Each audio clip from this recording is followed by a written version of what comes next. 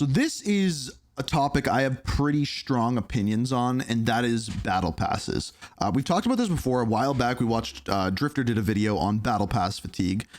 Today, we've got one from our friend, the Exclusive Ace, and he said, battle pass fatigue is real, but can it be fixed? And like I said, I've got a very strong opinion on this one, and it's probably different than his, because essentially my opinion is I think battle passes need to either drastically change or they need to do a new system altogether. And guess what? We're going to be overwhelmed with them this year because we're getting Battlefield 6 and we're getting Call of Duty in the same year. And I guarantee both of them are going to have battle passes. And the way the battle pass works right now is they're just a time dump. So let's see what Ace has to say. What's up guys, my name is Ace, and today I wanted to talk a little bit about battle pass fatigue. This is something I've been experiencing more and more as time goes on, as more and more games are implementing battle passes and fighting for our time by ensuring that if we want to get the items we pay for, we have to put in the time with their game, and usually it's only available. Which, by the way, my biggest gripes with Call of Duty is there was a period of time where they said the better you performed, the more XP you got, the faster you earned a battle pass. I don't think that's the case. I think at this point, it is literally just time played equals time earned, which I think is dumb. For a limited time. So I wanted to talk about this a little bit, primarily looking forward at Battlefield 6, which is confirmed to have a battle pass as part of the Phantom Edition. You do get tier skips for the battle pass. Not that it's really surprising that we're going to see a battle pass. I mean, 2042 had it, and it seems obvious they were just going to naturally progress that into Battlefield 6, especially with a free-to-play battle royale coming out in the future. But on top of that, that's just one game. I'm also going to be playing Black Ops 7 this year. Of course, they're going to have a battle pass. Of course. And so let's explore this topic a little bit. And we're going to start this off with, like, if you're playing something like Arc Raiders at the same time, it's going to have seasons. I'm guessing it's going to have some sort of progression with cosmetics as a battle pass. If you're playing the finals, each of its seasons has a battle pass. Splitgate tried having a battle pass. I don't know what the hell's going on with that game. It's every single game that's a live service game. I bet you Borderlands does. With what I consider to be the pros and cons of having a battle pass system, because I don't think battle passes are inherently bad. In fact, I think it's one of the best and most consumer-friendly systems we've seen in recent years with video games when it comes to generating that post-launch revenue to help fund the post-launch support and content. When we compare this to supply drops, for instance, I'll take battle passes over supply drops any day, because at least with a battle pass, you know exactly what you're getting with your money. There is a clear path to the... Okay, so here's where I somewhat disagree with battle passes versus supply drops. The way that the supply drop system worked in World War II, you could go through and earn direct items, and it was somewhat based off of skill, because each day, each hour, each whatever, you were given a set amount of challenges that you could earn supply drops. And then even if you didn't get the items you wanted, you would earn salvage, which would in turn give you a track to get those things. Now, the RNG aspect of it, the fact that you could buy them, was a problem. And in my opinion, the battle pass is much more boring than supply drops. And I've said it before, I'll say it again. Since they removed supply drops, we're missing that emphasis on either grinding in a certain way.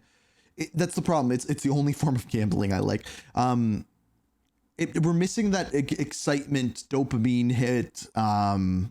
It's just, the time played equals time earned is lost on me. The items that you're paying for, and you're guaranteed to get them as long as you're putting the time in. Yeah. Whereas with supply drops, it's just straight up gambling. You never know what you're going to get. Additionally, looking further back before supply drops, the typical method of supporting games post-launch with funding is DLC packs. So things like map packs, or in some games you have like weapon packs, for instance. And maybe they'd have like a premium season pass you could buy up front, so it would guarantee all of that post-launch content, and you'd get a bit of a deal on it by buying it up front.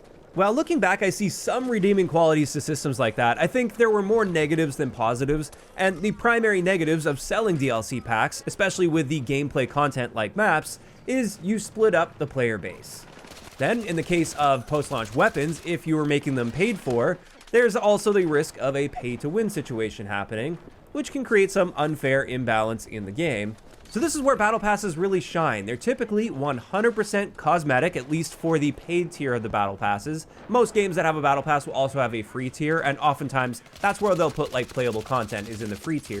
So the free tier of a battle pass is essentially the akin to a drug dealer giving you a little hit so that you get hooked. and ooh, we want more. So you still have to grind to get them, but you don't have to pay to get like a new gun, for instance. And as a result, you don't have to buy the battle passes, and if you don't, you're not missing out on anything that isn't purely cosmetic. And the great thing about that is the player base remains unified, unlike with DLC packs, and you're getting those DLC packs now for free, 100% for free. All you have to do is buy the base game. Like I said, you don't have to spend any money on battle passes, and you still get free maps. So the amount of value you're getting there compared to back in the day with map packs is much higher. The people that are paying for the battle passes are funding all of that, and everybody with the game gets to enjoy. So here's where things get weird though, and I don't think Ace is going to say this. He's too nice of a guy. Not only are people getting bored of the battle pass system, they're also getting bored of the content model system, where like the new maps I don't know if they don't feel new, and maybe it's just because the Black Ops 6 maps sucked or there's not enough of them. I don't know. It just seems like people are bored of that too. Enjoy that content. Then for the developers or the studio or the publisher, battle passes help them a lot with player retention over time, as people often feel compelled to complete every battle pass that they purchase. So obviously, you're putting money out up front, so you're generally going to want to make sure you're getting that content that you've paid for, so you're going to be putting the time in with the game. And the more... Hey, Ermac, I'm glad you said that, because we'll talk about that. When he gets... I think one of his points here is how to improve the battle pass system. You said, I loved Modern Warfare 3's post-launch support, so I disagree. Wait till you hear my opinion on this, because it ties in with that. You'll see. But I'm going to wait to hear what he says, because I have a feeling I'm going to rip it apart. But I don't know. Maybe I agree with him. The more players they keep around playing the game, the more likely they are to make more sales in their store, as well as just future sales on more battle passes as time goes on. So they're continuing to suck a little bit of money out of you over time. So when looking at it that way, it is kind of a win-win. It helps the developers to fund things post-launch. They're probably making a lot more money on their battle pass system combined with a storefront compared to back in the day with DLC map packs. It's not even close. And from a player's perspective, it's a much better experience because you have a unified player pool, and you're almost always getting all of the gameplay-related content 100% for free after launch. And then one last great thing about battle passes, or at least most battle passes that I've ever seen in video games, is usually if you buy a battle pass and you complete that battle pass over time, it will typically earn at least enough in-game currency to buy the next battle pass. Yeah, they almost all do that. As long as you don't end up spending any of that in-game currency on something else. And therefore, if you have good self-control, you only ever have to buy a battle pass once for a game. And as long as you're completing that battle pass, you get the next battle pass effectively for free. But then you don't get the premium battle pass, you know? Then now, see, the way that it works, going back to our drug dealer analogy, they give you the free tier, and then, ooh, that feels good when I unlock. Okay. This time I'll buy the actual battle pass. Next time, if I complete it, next time's for free. Ooh, that feels even better. There's a premium one. Ooh, see what's going on. And you can just keep carrying that forward over and over again, as long as you're not spending any of that currency elsewhere. Which again is quite friendly. Instead of buying multiple map packs, for instance, throughout a year, you literally buy one battle pass once, and you're good. You're now getting all future battle passes effectively for the price of one. So there are definitely some solid pros to battle passes. I think it is the best system we've seen, at least in recent years. But in saying that, I think battle passes tend to come with some issues as well, and this is why we're starting to see a lot of burnout with players, myself included. What he says about this. So let's explore some of the cons of battle passes, or at least some battle passes. Not all battle passes are created equal, as we'll see. But the main con is I think it can lead to a lot of burnout because battle passes can feel very tedious, and at times it turns playing the game into a chore. So in the past, before battle passes, the only reason you would ever play the game post-launch was because you genuinely just wanted to experience the game and play the game. Whereas now, I think a lot of the times players are figuring out that the reason they are playing the game is because they have to complete this battle pass and do their chores basically in-game in order to extract... What he's saying far too nicely is that the game is become a meat grinder, where combined with skill-based matchmaking and just retention-based systems, the game feels completely disingenuine to make you feel like you're actually playing a game that's enjoyable. You are running on a hamster wheel, and every time the hamster wheel goes around 100 times, you earn something. And that is the only thing going on. The value out of the money they put into the game for that battle pass. And this can be especially bad if you're playing multiple games as well that have battle passes and you're buying battle passes for multiple games and they're all fighting for your time. It can be really exhausting and sometimes even a little bit stressful trying to make sure that you're putting enough time into each of these games, which means for many people that have purchased multiple battle passes at the same time in multiple games, they've found that it's just not really sustainable, and therefore they find themselves feeling like they've got to stick to just one game in order to get their money's worth of post-launch content. Which I think is another con of battle passes from a player's perspective, is it can often make it feel like you get locked into playing a particular game and you don't have time to play other games because you've got to get this battle pass completed before the season ends. That's great for the devs and the publisher because they're keeping you in their ecosystem and therefore more likely to spend more money on their stuff rather than you playing other games and maybe spending your money on those games. But it can have a harmful impact on the players in the long run, especially when they find themselves not branching out and enjoying a broader range of games like maybe they used to. And this leads me to the second issue, which is a big cause of the first issue, and this is the fact that battle passes typically rely very heavily on FOMO, or the fear of missing out, because in most games, there are some exceptions. So I believe like the biggest game right now doing the non-FOMO battle pass thing is Helldivers. Correct me if I'm wrong. They may have changed it since I saw last. But they do it so that even after a season or an event is done, you can still earn the items if you bought that battle pass. Is this still correct? And we're going to be talking about that a bit later. Battle passes are a limited time thing where you have to complete that battle pass by a certain time, and if you don't, too bad. Anything you didn't earn and unlock throughout that time is gone. And that means you don't end up getting all of the things that you paid for at the beginning. Some other games do as well. Which I think is one of the primary reasons that it can be a little bit stressful and frustrating, is you have that set time limit to earn the value that you purchased. Destiny's changing to that too. The next con of battle passes is, depending on the game, it can often feel like this means you're getting fewer items that are tied to the game itself.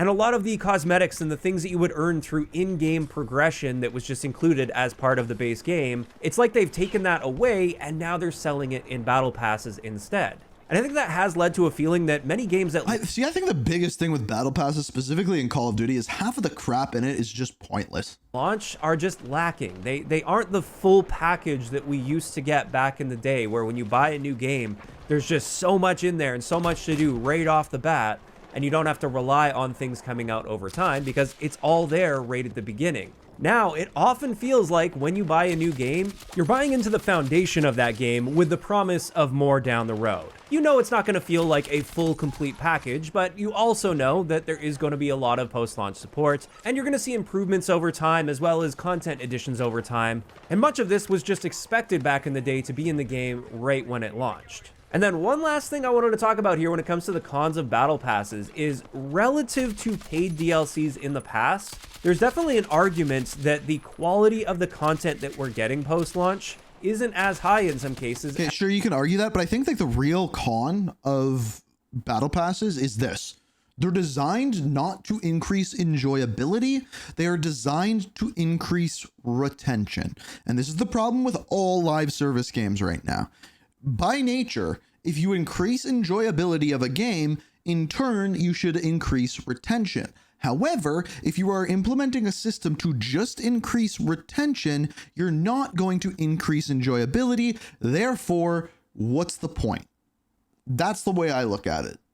As what we used to see with paid DLC, because expectations are lower when you're getting something for free. So if a new season comes out for a game and it just feels like it's lacking, like you didn't get as much content as you got last season, or the quality of that content is just horrible and you don't like the quality that you're seeing, your complaints about that will hold less weight because you didn't pay for that. It was free. It was something they just gave you that they didn't even have to give you over time. So too bad. You get what you get and be happy with the fact that it's just free now. Whereas back in the day with a paid DLC, if that paid DLC sucked, well, then they're just not going to get your money. So they had to earn that money every single time with each DLC pack. So they had to make sure they were packing we've already know with that not DLC only a sucks. decent quantity of content, but also a really good quality of content in order to maximize sales and also reduce backlash against that because people were paying for it.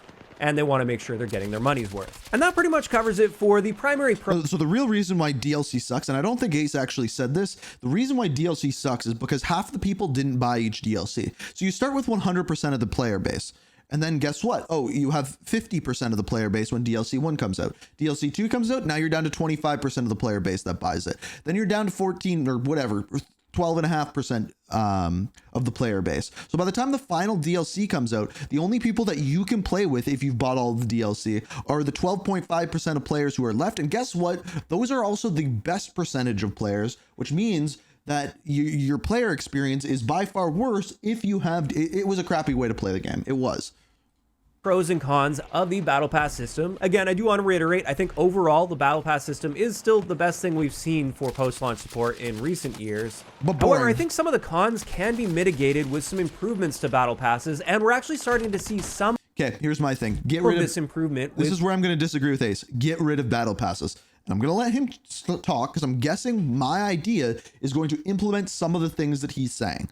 But hear me out. Certain or games. Hear him out, then hear me out. And I would love to see other games like Battlefield and like Call of Duty, for instance, follow in these footsteps. And the first big thing that I want to see normalized more when it comes to Battle Passes is the elimination of the FOMO surrounding Battle Passes. And the best way to do this, and something that several games have started to do, is allow us to go back and complete old Battle Passes. If we didn't finish that Battle Pass during the season that we bought that Battle Pass in, it shouldn't just expire and we suddenly can't get those items that we paid money to be able to get. We shouldn't feel like we have to force ourselves to play and complete in-game chores with a time limit attached to that. That adds unnecessary stress to the gameplay experience. And again, I think that really leads to a lot more burnout with Battle Passes. So by allowing us to go back and complete old Battle Passes, it eliminates a lot of that stress. It still keeps us playing your game. We still have to put the time in to get that Battle Pass completed. There's just less stress for us surrounding that. And in my eyes, at least, less stress with that would also mean more of a focus on enjoying the experience. This is a good change, but I don't think it inherently improves your enjoyability of the game. It removes some of the stress with having to play, which I guess in turn makes the enjoyability a little bit more, but it doesn't make a Battle Pass enjoyable. And playing at our own pace, not playing because we feel like we have to play, but once again, going back to the time where we're playing the games because we want to play the games. And sure, we still want to complete our Battle Passes, but there's less stress surrounding that. We know that we can just get it done at our own pace. Now with that, if you provide the ability to go back and complete old Battle Passes, I do think it's totally fair to make it so you can only progress one Battle Pass at a time. So if you have a current Battle Pass that you're working on for the current season, but you didn't complete the Battle Pass from last season, well, I don't think you should be able to progress both of them at the same time. I think you should have the ability to choose which one you want to currently be working on, but there should be no time limit attached to that. This is something I think would help alleviate probably the biggest issue with Battle Passes. That's a really good point, what Kev just said. I don't think the COD Battle Pass has any FOMO. You don't even have to buy the basic Battle Pass to get the new weapons. And when the season ends, DLC weapons can be earned through the armory as well as any of the attachments. That is an extremely good point. So I guess more so, yeah, you know what? You're right, Kev. You're right. 100%. The FOMO comes in when you've spent your money that you're missing out on those items. But we already talked about it. Most of the items in that Battle Pass suck anyway. So really, the way that you should look at it is the Battle Pass is just boring. That's the biggest problem with it. Right now, which is that feeling of burnout. That's a great point. And like I said, I think some devs and publishers are recognizing this, and that's why they're starting to implement this into their games. It creates a more welcoming and friendly experience rather than a stressful experience where it feels like you're clocking in to do a job. But then on top of this, I think there's another issue with some Battle Passes. Again, not all Battle Passes are created equal. I'm going to pick on Call of Duty for this one because I think they handle this part really poorly relative to other games like Battlefield. Actually, Battlefield 2042 does a good job in this area from what I've seen. And I suspect and hope Battlefield 6 will carry forward with this. And this is how you progress your Battle Passes. Okay. With Call of Duty, it's literally just time in-game. That's all that matters. XP doesn't appear to matter at all. You could perform extremely well one game, and you're progressing just That's exactly what we were talking about. It just makes you feel like you're in a meat grinder. As fast as the guy on the bottom of the lobby that did horrible and barely got any score or XP for the game. On top of that, there's no integration of challenges or anything, which is something Battlefield does. They integrate challenges to help you progress your Battle Passes faster. So you're not really engaging with anything special. You're literally just clocking in and putting the time into the game. And that's another area where I think it leads to a lot of burnout when it feels like the only way to progress something is to literally just exist in the game. And this can really feel exhausting. And then what was wild is in the last season of Call of Duty, they banned a bunch of people who were going into plunder and just going AFK to earn their battle passes because they didn't want to play the game. They banned a bunch of them. And then no one was playing the game. So then they released everyone who plays Season 5 Reloaded gets 20 tier skips.